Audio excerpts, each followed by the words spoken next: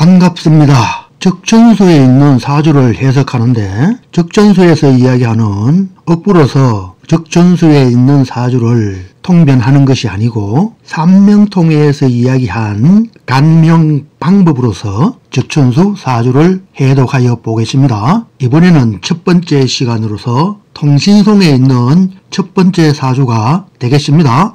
사주를 보면은 정해, 경술, 갑진, 임신이 됩니다. 적천수에서 이야기한 내용을 보면은 간목이 이미 극한 휴수가 되었고, 이 말은 일간이 간목이잖아요. 간목이 술을로서 완전한 휴수라는 것입니다. 목은 미에서 묘고에 들어가서 신에서 절하게 되는 거죠. 그리고 다시 해수가 생지가 되고, 이러하기 때문에 수러러 신시로서 휴수가 되었다고 한 것입니다. 경금이 근록이 있어 왕하여 극한다. 월간에 경금이 있죠. 경금이 시지의 근록을 받지요. 그래서 질사로 영향이 있어서 충분하게 경금을 극할 수 있는 것입니다. 한 점의 정화가 대적하기는 어렵다. 연간에 정화가 있는데 수월은 정화의 뿌리가 되지만은 화의 묘고가 되죠. 무덤에 들어간 것이죠. 그래서 한 점의 정화가 칠사를 제어하기는 어렵다. 두 개의 제가 살을 생한다. 시지에 진과 술이 있어서 이것이 재성이 되죠. 그리고 재생관을 한다는 것입니다. 여러분, 여기서도 잘 봐야 합니다. 신과 경이 금이죠. 즉 경금이 근록지를 받기 때문에 힘이 있는 것입니다. 그렇잖아요.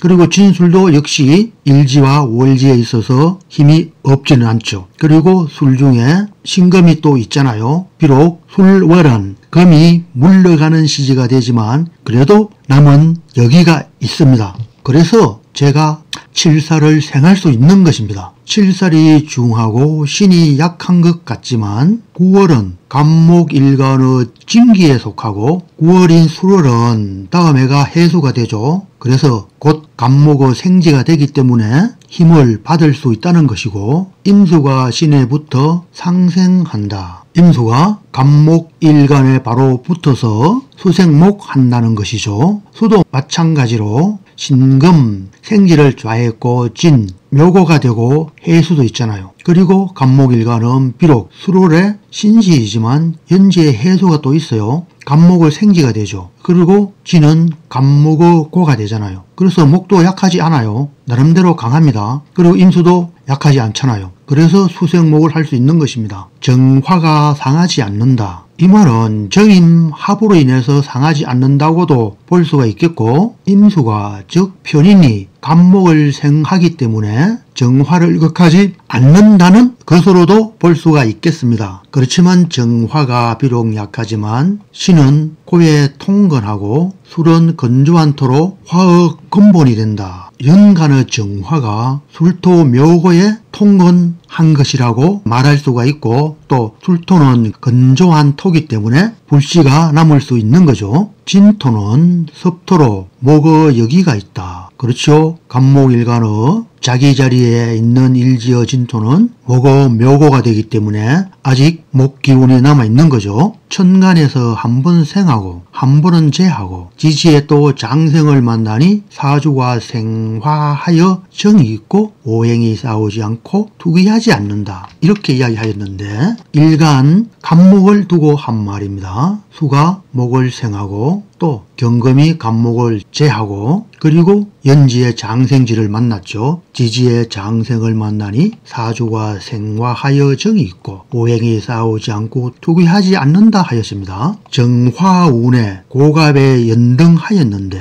정대운에 과거급제했다는 말이죠. 화를 용하여 살을 대적하는 것이 명확하다, 이렇게 이야기하였는데, 그런데 말이죠. 30세에 과거에 급제한다면은 10대, 20대에 공부를 많이 하였다는 거죠. 칠살운 때 공부를 많이 하였기 때문에 정화운에 과거에 급제할 수 있는 거죠.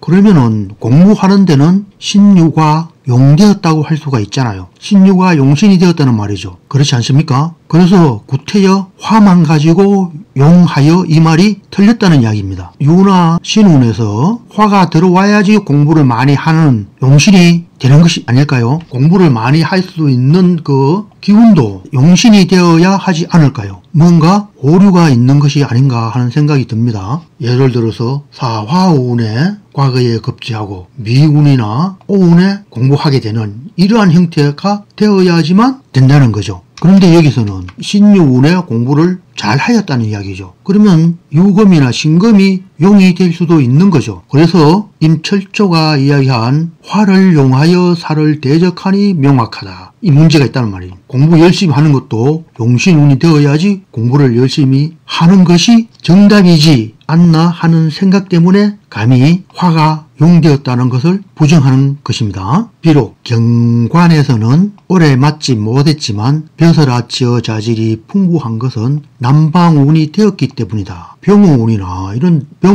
이럴 때는 상당히 좋잖아요. 그러면 당연히 황제가 있는 곳에서 벼슬을 할 수 있는 충분한 용신의 역량이 된다는 것입니다. 그런데 그렇지 않다고 하니 이상하죠. 용이란 개념은 문제가 있는 것입니다. 용신이란 개념은 사용하지 않아야 한다는 것입니다. 이 사주를 보면은 재성이 강하고 칠살도 충분한 역량이 있고 임수도 인성으로서 충분한 역량이 됩니다. 해, 신, 진이 있고 일간목도 역량이 되죠. 진이 있고 생진, 해소가 있고. 그런데 화가 역량이 제일 약하죠. 그래서 정미운에 남방 화운이 들어옴으로 인해서 고갑에 연등하게 된 것이라고 필자는 이야기하겠습니다. 왜요? 항상 이야기하는 오행은 두루 건강하여야 한다 하잖아요. 오행이 두루 중화가 되어야 한다 하잖아요. 중화란 말은 억부법에서는 일간을 기준으로 하여서 사주 전체와의 역량에서 중화가 되어야 한다는 것으로 받아들이고 격국론에서는 격국이 중화가 되어야 한다는 이론으로 설파하고 또한 받아들이고 있는데 삼명통의 삼명명리에서는 오행의 중화라고 하는 것은 오행이 각각 다 건강하여서 두루 중화를 이루게 되는 것을 말한 것입니다. 그래서 여기서 정화가 약한데 운에서 화운이 들어오니까 과갑에 연등할 수 있는 것이 되었다고 할 수가 있겠습니다. 목도 강하고 화도 강하고 수도 강하고 금도 강하고 토도 강하고 오행이 두루 건강하기 때문에 과갑연등하게 된 것으로 추리하겠습니다. 그런데 식상생재를 하는 사주는 사실 다는 아닐 수 있지만은 벼슬에 계속 나가게 되고 성진하게 되는 그런 계통의 징조는 아닐 수 있습니다. 왜요? 식상생재는 돈 버는 징조이니까 벼슬과는 사뭇 다른 형상이 되기 때문에 그렇다는 것입니다.